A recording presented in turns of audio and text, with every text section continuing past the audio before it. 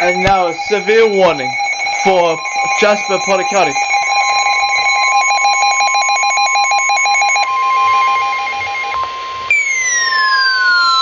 The National Weather Service in Chicago has issued a severe thunderstorm warning for Porter County in northwestern Indiana. That's not tornado warning Jasper then. County in northwestern Indiana Jasper. until 3:45 p.m. What?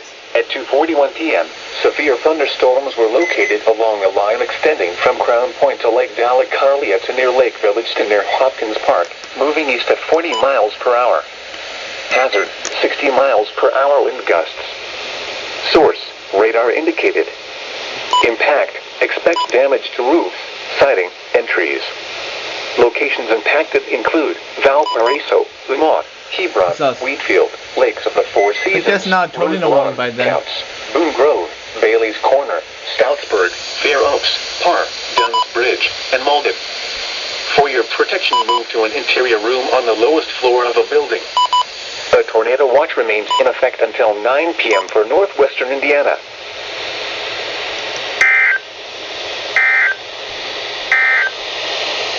A severe thunderstorm warning